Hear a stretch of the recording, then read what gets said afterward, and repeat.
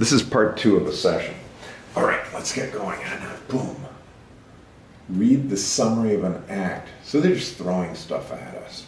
Yeah, it's kind of weird in a way how they have it lined up. I guess their idea is that at any point they can be interrupted, and you can use this as a complete lesson. In that sense. I mean, if you follow along here and you get interrupted, then you just pick up the next day and move on. And so I think we got a pretty good idea of how this works forward. Right. I mean, personally, I'd like to get through this thing. We can do that if you'd like. Yeah, let's try to press on through. So daily we get through at least one of these things. Yeah, no problem. You may have guessed that one of the major themes in the play is the danger of debt. Oh, Merchant of Venice. Okay. An impoverished young man named B falls in love with P. B asks the merchant Antonio to lend money to win her hand. Antonio's money is invested in shipping. He has little money on hand, so he borrows from a lender, Shylock. They're lost at sea, he can't repay the debt, and he has a severe penalty. He might lose his life if he doesn't repay Shylock. Oh, no. All right? Next. Yeah. Let's look at one example of the piece. Universal. He goes to court to defend himself against the moneylender. In ancient law, he has the right to kill Antonio if he fails to pay the debt. The Duke offers sympathy to Antonio. Okay. I'm sorry for thee. Thou art come to an answer, a stony adversary, an inhuman wretch, incapable of pity, void and empty from any dram of mercy. Dram is either a large thing like a pound or a very small thing like a gram. What do you think? I would say gram. Yeah, it's a really, he doesn't even have a drop of mercy. A dram was very small stuff. A quick explanation. Oh, yeah. So a dram is a tiny cup. Yeah. So then what do you think Shakespeare's saying about lenders?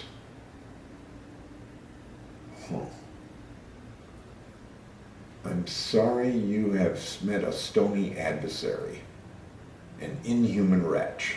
I think he's describing the lender. A terrible person. I think so. Click. Through his characters, he expresses moneylenders are people who lack mercy. Okay, good. The universal theme is the resolution of the moral of the story. It's a message. During the trial, a court clerk gives a speech about mercy. The clerk is actually Portia, the woman loved by Antonio's friend. The quality of mercy is not strained. Oh, this is a famous one. It droppeth like the gentle rain from heaven upon a place beneath. It is twice blessed. It blesses him that gives and him that takes. So if someone apologizes, right? Or not, what do they say? It's more blessed to give than receive. In a sense, when you give somebody something, you're blessing yourself. So quality of mercy, if you forgive someone a debt, like if the moneylender says, yeah, okay, you don't have to pay me back. It's a blessing for the guy Antonio who borrowed it, but it's also a blessing on the moneylender that he can release his debt, right, and be free. Click on the explanation. All right. Strain, drops, all right, blessed, all right. All it is, the explanation is just doing a vocabulary thing. Portia's, what would be the universal theme here? The quality of mercy is not strained. It blesses the person who gives the mercy and the person who receives the mercy. So, what's the universal message about, I guess, forgiving someone? I know what I want to say, but the words aren't. It's a really bad thing to forgive someone, isn't it?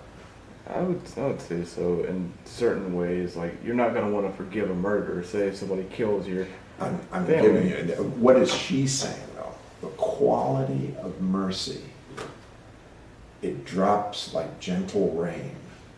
It blesses him that gives the forgiveness and the person that receives it. So even the guy who murdered 9 people in South Carolina, did you hear about that one? Recent.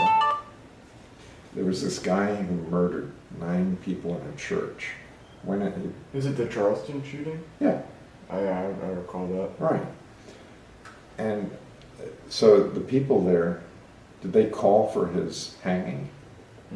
What did they do? I don't think they did anything. I think they went to court. They went to court and they said, we forgive him. Did they? Wow. Yeah. And so they released themselves of the anger. And it hasn't had much effect on him because he says, if I was released, I would do it again. But it blessed them.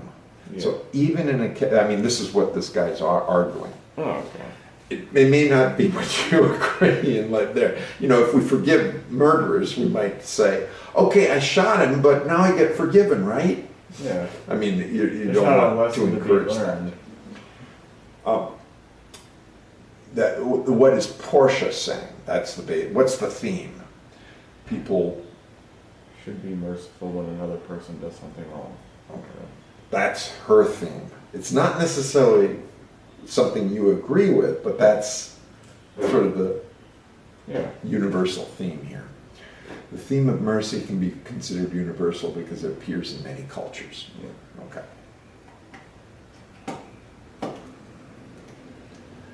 Why does an author often bring a universal theme into the resolution of a story, the end of a story? Now we can kill something here. And obviously knock out A. Yeah, because sometimes there's no happy ending. Right, okay, so it's not A. Guess you get rid of D. D, because it's culturally specific, we're talking universal. It could be either of these. I'd go with B as the answer. Right, because it says moral message, and that's what they were saying before. Great. We submit it. They're so happy. Oh, good. Yes. Okay. Next. Yeah. Last one. This is the summary. We made it. My God, we did it in like 21 minutes. Okay. In this session, you've learned the following: theme, message. So this is a summary, a universal theme. Now let's see what happens when you hit next. This is the big moment. Bing. And then instruct and practice. Hit next.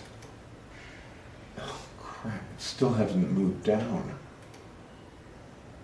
All right, so then I guess there's a second one within theme. Wow. I know. So when they say that it's an online course, you got to do a lot of clicking. Oh, yeah. So at least we now know. Oh, yeah. Just going through one is it's not going to be enough. Category. Not going to be the whole category.